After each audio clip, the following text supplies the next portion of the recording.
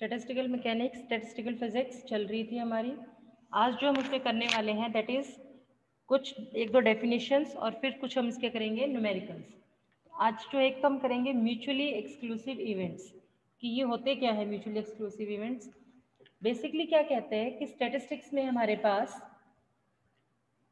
और प्रोबेबिलिटी की अगर हम बात करते हैं तो दो इवेंट्स को हम म्यूचुअली एक्सक्लूसिव कहते हैं। म्यूचुअली मतलब एक दूसरे के साथ, if they can not occur at the same time. Mutually का मतलब होता है एक दूसरे के साथ, एक्सक्लूसिव का मतलब होता है एक्सक्यूज करना, ठीक है, उसको छोड़ना। तो म्यूचुअली एक्सक्लूसिव का मतलब क्या होता है कि जब दो इवेंट्स एक साथ नहीं हो सकते प्रोबेबिलिटी में या स्टैटिस्टिक्स में, तब हम उन इवेंट्स को कहते हैं म्यूचुअली एक्सक्लूसिव इवेंट्स। तो जो सिंपलेस्ट एग्जांपल है इसका हमारे पास वो है कॉइन को, कि जब हम कॉइन को टॉस करते हैं तो हमारे पास क्या आएगा, या तो हेड आएगा या टेल आएगा, क्लियर। लेकिन दोनों आउटकम्स एक साथ नहीं आ सकते, क्लियर। अब आप ये कहोगे कि मैम कई बार कॉइन जो होता है ना वो स्ट्रेट ऐसे रुक जाता है, लेकिन उसमें भी ना तो हमारे पास हेड आया ना हमारे पास टेल आया, क्लियर। क्या आएगा, या तो हमारे पास हेड आएगा अपवर्ड और या फिर हमारे पास क्या आएगा, टेल आएगा ऊपर की तरफ। हमने क्या किया है, अपवर्ड की बात की है। तो ये हो गया म्यूचुअली एक्सक्लूसिव इवेंट्स। नेक्स्ट जो टर्म है दैट इज कॉन्स्टेंट्स। कॉन्स्टेंट्स के बारे में आप पहले भी पढ़ चुके हो, पहले हमने किया था मोशन पे कॉन्स्टेंट्स। अब अगर हम बात करते हैं तो कॉन्स्टेंट्स क्या होती है, these are the restrictions imposed by the physics laws on the distribution of particles in a given system। कि गिवन सिस्टम में आपने पार्टिकल्स को कैसे डिस्ट्रीब्यूट करना है वो हमें बताएगा कॉन्स्टेंट्स के बारे में। अभी कहते हैं एग्जांपल देखोगे, अगर हमारे पास तीन पार्टिकल्स हैं, ठीक है, हम यहाँ देखते हैं कि हमारे पास तीन पार्टिकल हैं 1, 2 और 3, और हमने क्या करना है कि एक बॉक्स के अंदर दो बॉक्स हमने ले लिए और इन दोनों बॉक्स में हमने तीनों पार्टिकल्स को रखना है। तो हम किस किस तरीके से रख सकते हैं, हमने क्या किया, इन तीनों को इस बॉक्स में रखा, इस बॉक्स में 0 हो गया, ठीक है। दूसरे केस, दूसरी कंडीशन हमारे पास क्या आ गई, दूसरी कंडीशन हमारे पास ये आ गई कि हमने यहाँ पे एक पार्टिकल रखा, यहाँ पे हमने दो रखे। और कंडीशन क्या आ जाएगी कि हम इसमें दो रख लेंगे, इसमें हम एक रख लेंगे।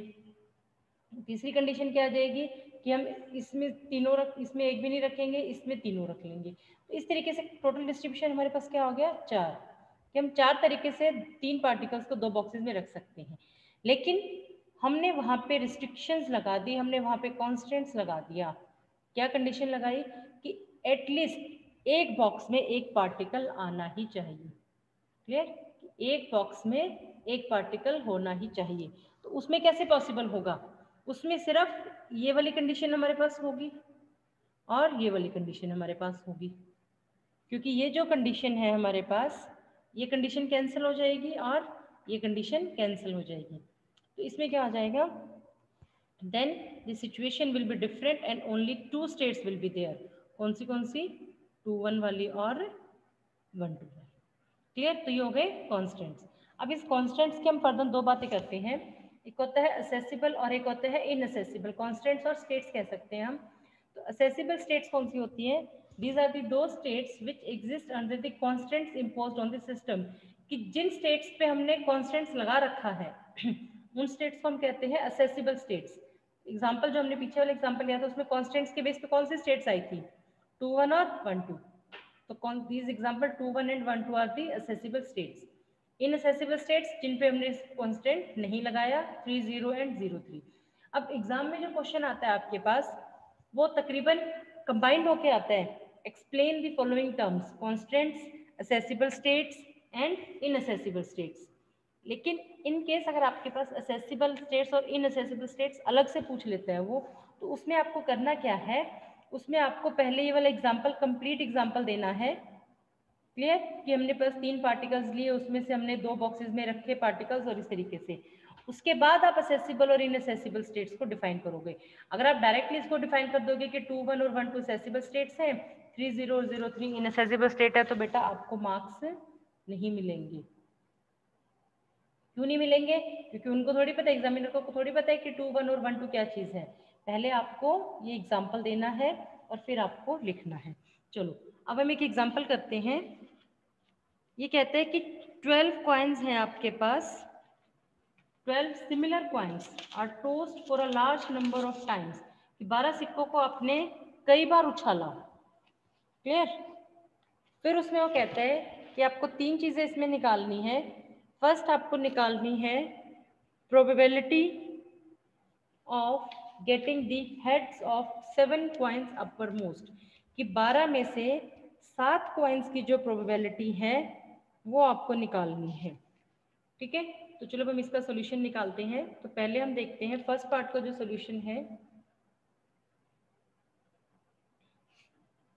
The probability distribution.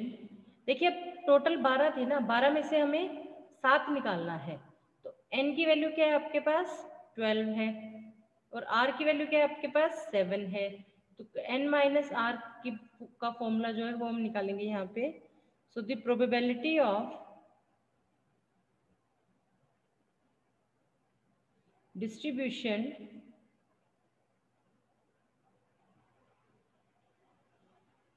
r n minus r is given by p r n minus r is given by nc2 divided by 2 की पावर n। ये एक फॉर्मूला होता है हमारे पास प्रोबेबिलिटी निकालने का। किस तरह की? कि जब हमारे पास टोटल नंबर ऑफ केसेस ज़्यादा दे रखे हैं और उसमें से हमें कम केसेस निकालने हैं। टोटल केसेस कितने दे रखे हैं? 12 दे रखे हैं, और 12 में से हमें कितने निकालने हैं? 7 निकालने हैं। ठीक है, तो फॉर्मूला क्या होता है हमारे पास? अब NC2। क्लियर? तो यहाँ पे फैक्टोरियल सॉरी NCR ये है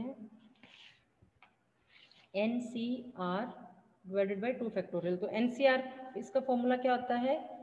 n factorial divided by r factorial into r n minus r factorial into 1 by 2 की पावर n। क्लियर? और यहाँ पे हमारे पास n क्या है?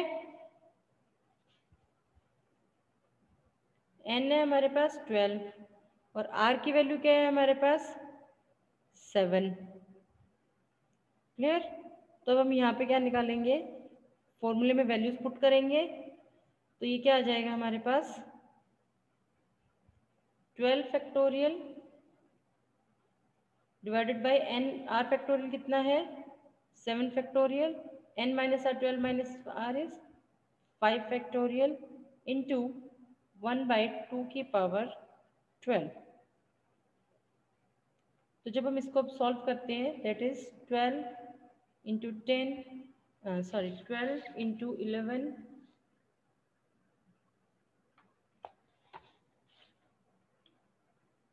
Into 10 into 9 into 8 into 7 factorial, क्योंकि हम यहाँ पे 7 से इसको कट कर सकते हैं, divided by 7 factorial into 5 into 4 into 3 2 into 1 into 1 by 2 की पावर 12। क्लियर? अब हम इसको सॉल्व करेंगे। तो फर्स्ट पार्ट को हम सॉल्व कर रहे हैं, तो जो प्रोबेबिलिटी जो हमारे पास आएगी दैट विल बी, देखिए यहाँ से क्या होगा हमारे पास? इस 7 फैक्टोरियल से 7 फैक्टोरियल कट हो गया। अगर हम यहाँ से बात करते हैं तो ये 2 से 2 कैंसिल हो गया, ये 2 से ये 2 कैंसिल हो गया, ये यहाँ पे 3 आ गया, ये 2 कैंसिल हुआ। ठीक है, तो हमारे पास क्या बचेगा फिर? 12 इंटू 11। अब अगर हमें क्या चाहिए? हमें देखो 2 की पावर 12 चाहिए यहाँ पे। तो अब हम इसको क्या करेंगे? इस 12 को हम 4 इंटू 3 भी कर सकते हैं। 4 इंटू 3 12, बट 4 को कैसे रख सकते हैं? 2 की पावर 3। बेटा इस तरीके से जब आप इसको सॉल्व कर लोगे तो हमारे पास जो लास्ट में जो प्रोबेबिलिटी आएगी that will be 99 divided by 512। अब बात आती है इतनी बड़ी कैलकुलेशंस की। अगर आप इसको यहाँ तक कैलकुलेट करके यहाँ तक कैलकुलेट कर सकते हो तो ज़्यादा से ज़्यादा आधा नंबर कटेगा, इससे ज़्यादा नहीं कटेगा। कोशिश करो इसको यहीं पे छोड़ दो, क्योंकि कैलकुलेशन तुम गलत करोगे तो आंसर तुम्हारा गलत हो जाएगा। कैलकुलेशन अगर ठीक कर सकते हो तो उसको आगे सॉल्व कर लो, अदरवाइज ये क्वेश्चन आपका यहाँ तक भी आप छोड़ दोगे तो चल जाएगा। अब बात आती है हमारे पास, अगर हम बात करें पार्ट बी की, तो पार्ट बी में क्या निकालते, क्या कहता है वो यहाँ पे? इन दोनों के लिए हमारे पास एक सिंपल डायरेक्ट फॉर्मूला है, पार्ट बी में पूछ रहे हैं कि मोस्ट प्रोबेबल डिस्ट्रीब्यूशन, कि ज़्यादा प्रोबेबिलिटी किसकी होगी कॉइन्स को जब हम उछालेंगे, कि हेड ऊपर आएगा या टेल ऊपर आएगी। तो मोस्ट प्रोबेबल डिस्ट्रीब्यूशन, इसका जो फॉर्मूला होता है दैट इज पी मैक्सिमम, इसको हम कहते हैं पी मैक्सिमम, और इसका फॉर्मूला होता है n factorial divided by n by 2 factorial का स्क्वायर इंटू 1 बाई 2 की पावर n।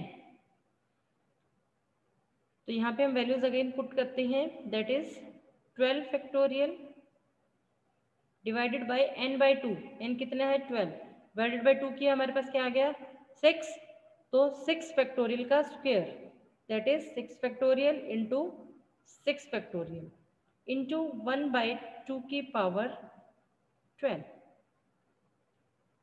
क्लियर? इसको अब सॉल्व करेंगे हम।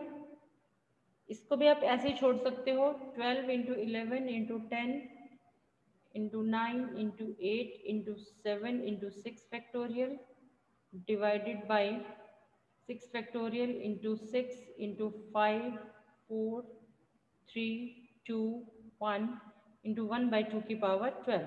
तो जितना आपसे यहाँ से क्रॉस होता है उतना क्रॉस कर लो, बाकी इसको एज इट इज आंसर में छोड़ दो। ठीक है, तो अब नेक्स्ट जो है इसमें तीसरा पार्ट वो कह रहा है कि least possible distribution, least probable distribution. तो इसका जो फॉर्मूला होता है लीस्ट प्रोबेबल डिस्ट्रीब्यूशन का, वो फॉर्मूला होता है हमारे पास पी मिनिमम, इसको हम कहते हैं दैट इज फॉर्मूला 1 बाई 2 की पावर n। क्यों? क्योंकि लिस्ट में हमारे पास क्या होगा कि एक बार हेड आएगा एक बार टेल आएगा, तो r का तो कोई मतलब है ही नहीं। लीस्ट प्रोबेबल डिस्ट्रीब्यूशन में r की वैल्यू हमेशा क्या होगी 1 होगी। 1 क्यों होगी? क्योंकि प्रोबेबिलिटी हमने सबसे कम लेनी है, तो सबसे कम प्रोबेबिलिटी क्या होगी कि एक बार हेड आएगा या एक बार टेल आएगा। तो फॉर्मूला हमारे पास सीधा हो जाएगा 1 बाई 2 की पावर n, इसका आंसर हो जाएगा 1 बाई 2 की पावर 12 दैट इज 2 की पावर -12। ठीक है, तो तीनों आंसर्स आ गए आपके पास। फर्स्ट का आ गया probability is equal to 99 divided by 512, इसका जो फॉर्मूला था that is this is the formula, important formulae हैं ये तीनों। सेकंड का जो फॉर्मूला था हमारे पास that is P maximum is equal to n factorial. P maximum और पी मिनिमम पे बहुत सारे न्यूमेरिकल्स आते हैं, बहुत इंपॉर्टेंट है और बहुत ईजी है। क्लियर? अब हम बात करते हैं नेक्स्ट न्यूमेरिकल की। कहते हैं कि find the probability that in tossing a coin 10 times, कि हमने कॉइन को 10 टाइम्स क्रॉस किया तो हमारे पास दो कंडीशंस आएंगी, 4 हेड्स 6 टेल्स, 3 हेड्स 7 टेल्स। ठीक है, तो फर्स्ट पार्ट हम इसका सॉल्व करते हैं इसका, that is 4 heads and 6 tails. तो यहाँ पे प्रोबेबिलिटी क्या है, n की वैल्यू क्या है 10 और r की वैल्यू क्या है, r क्या है n माइनस r, उसकी वैल्यू क्या है हमारे पास n माइनस r।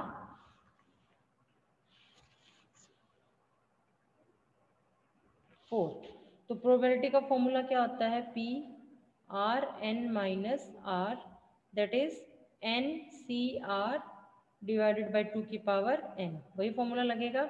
n की वैल्यू है 10, c r की वैल्यू है आपके पास 4 डिवाइडेड बाई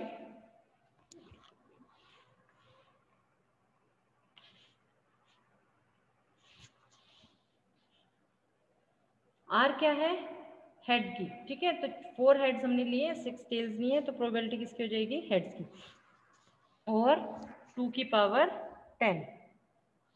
जब हम इसको कैलकुलेट करेंगे 210 ओवर 1024। नेक्स्ट जो हमारे पास सेकंड केस जो आएगा दैट इज n की वैल्यू 10 है, r की वैल्यू 3 है, that is 10c3 divided by 2 की पावर 10। इसका आंसर आएगा 1201024। तो बेसिकली आपको करना क्या है, आपको ये वाला फॉर्मूला याद रखना है। क्लियर?